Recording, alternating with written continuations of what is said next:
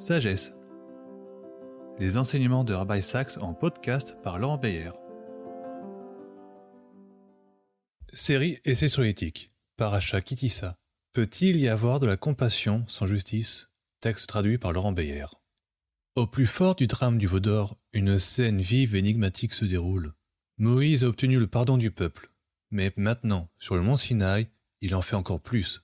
Il demande à Dieu d'être avec le peuple. Il lui demande de m'enseigner tes voies et de me montrer ta gloire.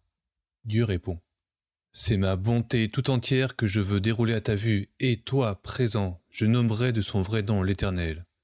Alors je ferai grâce à qui je devrais faire grâce, et je serai miséricordieux pour qui je devrais l'être. Il ajouta : tu ne saurais voir ma face, car nul homme ne peut me voir et vivre. Dieu place alors Moïse dans une fente de la paroi rocheuse, lui disant qu'il pourra voir mon dos, mais pas son visage. Et Moïse entend Dieu dire ces paroles. Dieu est l'être éternel, tout-puissant, clément, miséricordieux, tardif à la colère, plein de bienveillance et d'équité. Il conserve sa faveur à la 1000e génération. Il supporte le crime, la rébellion, la faute, mais il ne les absout point. Ce passage est devenu connu sous le nom des 13 attributs de la miséricorde de Dieu.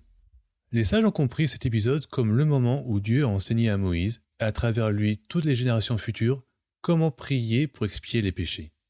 Moïse lui-même a utilisé ces mots avec de légères variations lors de la crise suivante, celle des explorateurs. Finalement, ils sont devenus la base des prières spéciales connues sous le nom de Slichot, prières de pénitence. C'était comme si Dieu s'engageait à pardonner aux pénitents de chaque génération par cette autodéfinition. Dieu est compatissant et vit dans l'amour et le pardon. C'est un élément essentiel de la foi juive. Mais il y a une mise en garde. Dieu ajoute : mais il ne les absout point. Il y a une autre clause concernant le fait de punir les péchés des parents sur les enfants qui demande une attention particulière, mais ce n'est pas notre sujet ici. La mise en garde nous dit qu'il y a le pardon, mais aussi la punition. Il y a la compassion, mais aussi la justice. Pourquoi cela ? Pourquoi faut-il qu'il y ait à la fois justice et compassion, punition et pardon ? Les sages ont dit : lorsque Dieu a créé l'univers, il l'a fait sous l'attribut de la justice, mais il a vu ensuite que cet univers ne pouvait pas survivre. Qu'a-t-il fait ? Il a ajouté la compassion à la justice et a créé le monde. Cette affirmation soulève la même question. Pourquoi Dieu n'a-t-il pas complètement abandonné la justice ? Pourquoi le pardon seul ne suffit-il pas ? Des recherches récentes et fascinantes dans des domaines aussi divers que la philosophie morale, la psychologie évolutionniste, la théorie des jeux ou l'éthique environnementale nous apportent une réponse extraordinaire et inattendue. Le meilleur point de départ est le célèbre article de Garrett Hardin écrit en 1968 sur la tragédie des biens communs. Il nous demande d'imaginer un bien sans propriétaire spécifique. Par exemple, un pâturage qui appartient à tout le monde, ou la mer et les poissons qu'elle contient. Ce bien fournit un moyen de subsistance à de nombreuses personnes, les agriculteurs ou les pêcheurs locaux. Mais il finit par attirer trop de gens. Il y a surexploitation et la ressource s'épuise. La terre risque de devenir infertile. Les poissons sont en danger d'extinction. Que se passe-t-il alors ? Le bien commun exige que chacun fasse preuve de retenue. Il doit limiter le nombre d'animaux qu'il laisse paître ou le nombre de poissons qu'il attrape. Mais certains sont tentés de ne pas le faire. Ils continuent à exploiter les pâturages ou à pêcher les poissons. Ils se justifient en se disant que le gain qu'ils en retirent est grand et que la perte des autres est minime car elle est partagée par beaucoup.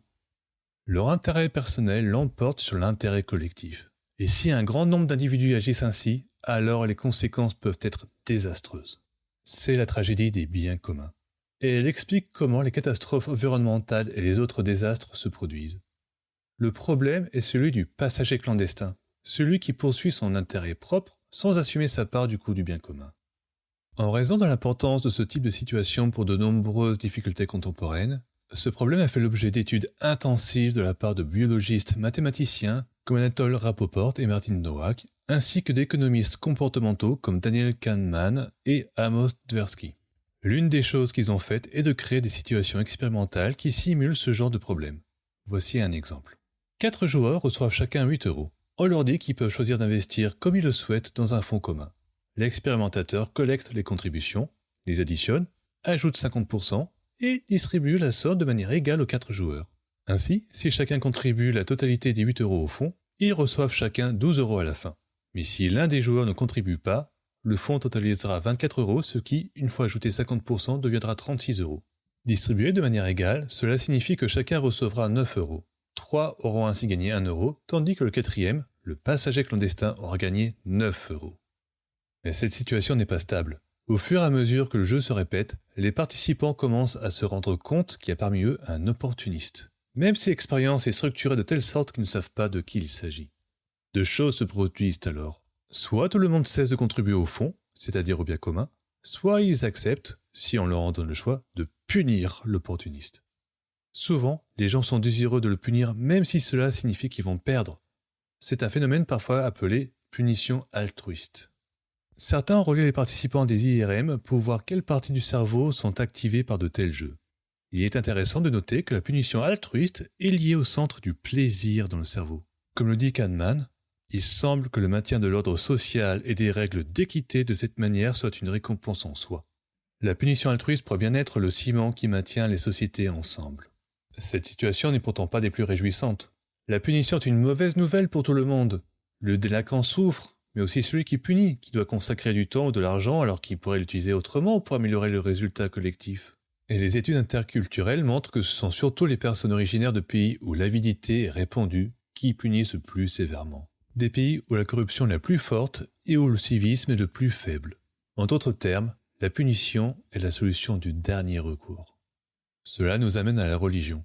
Toute une série d'expériences a mis en lumière le rôle de la pratique religieuse dans de telles circonstances. Des tests ont été réalisés dans lesquels les participants avaient la possibilité de tricher et de tirer profit de cette pratique. Si, sans aucun lien avec l'expérience en question, les participants étaient préparés à penser à des pensées religieuses, par exemple en leur montrant des mots relatifs à Dieu ou en leur rappelant les 10 commandements, ils tricheraient nettement moins. Ce qui est particulièrement fascinant dans ces tests, c'est que les résultats ne montrent aucun rapport avec les croyances sous-jacentes des participants. Ce qui fait la différence, ce n'est pas le fait de croire en Dieu, mais plutôt le fait qu'on leur rappelle Dieu avant le test. C'est peut-être pour cela que la prière quotidienne et d'autres rituels réguliers sont si importants. Ce qui nous affecte dans les moments de tentation, ce n'est pas tant la croyance sous-jacente que le fait de prendre conscience de cette croyance. Les expériences visant à tester l'impact de différentes façons de penser à Dieu ont été beaucoup plus significatives. Pensons-nous principalement en termes de pardon divin ou de justice et de punition divine ? Certaines tendances au sein des grandes religions mettent l'accent sur l'une, d'autres sur l'autre. Il y a les prédicateurs du feu de l'enfer et ceux qui parlent de la petite voix douce de l'amour. Quelle est la plus efficace ? Il va sans dire que lorsque les sujets de l'expérience sont athées ou agnostiques, il n'y a aucune différence. Ils ne sont affectés ni par l'un ni par l'autre. Parmi les croyants, cependant, la différence est significative. Ceux qui croient en un Dieu punitif trichent et volent moins que ceux qui croient en un Dieu pardonnant. Des expériences ont ensuite été menées pour voir comment les croyants se comportent avec les profiteurs dans des situations d'intérêt général, comme celles décrites ci-dessus. Sont-ils prêts à pardonner ou punissent-ils les profiteurs même au prix de leurs propres efforts ? Ici, les résultats sont révélateurs. Les gens qui croient en un Dieu punitif punissent moins les gens que ceux qui croient en un Dieu pardonnant. Comme le dit la Torah, ceux qui croient que Dieu ne laisse pas les coupables impunis sont plus disposés à laisser la punition à Dieu. Mais à l'inverse, ceux qui se concentrent sur le pardon divin sont plus susceptibles de pratiquer la rétribution humaine ou la vengeance. Le même principe s'applique à l'ensemble des sociétés. Les expérimentateurs ont utilisé des termes qui n'étaient pas tout à fait pertinents au judaïsme. Ils ont comparé les pays en termes de pourcentage de la population qui croyait au paradis et à l'enfer.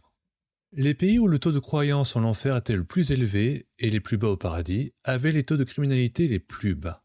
En revanche, les pays qui privilégiaient le paradis par rapport à l'enfer étaient les champions de la criminalité.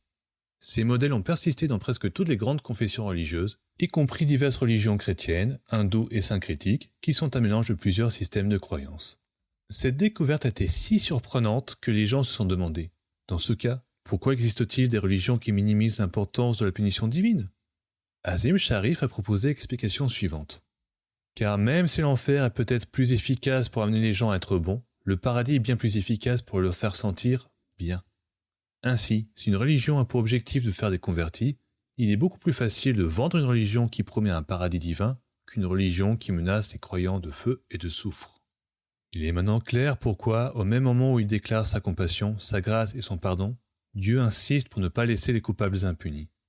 Un monde sans justice divine serait un monde où il n'y aurait plus de ressentiment, de punition et de crimes, et moins d'esprit civique et de pardon même parmi les croyants religieux. Plus nous croyons que Dieu punit les coupables, plus nous devenons indulgents. Moins nous croyons que Dieu punit les coupables, et plus nous devenons rancuniers et punitifs. C'est une vérité totalement contre-intuitive, mais qui nous permet finalement de voir la sagesse profonde de la Torah pour nous aider à créer une société humaine et compatissante. Shabbat Shalom.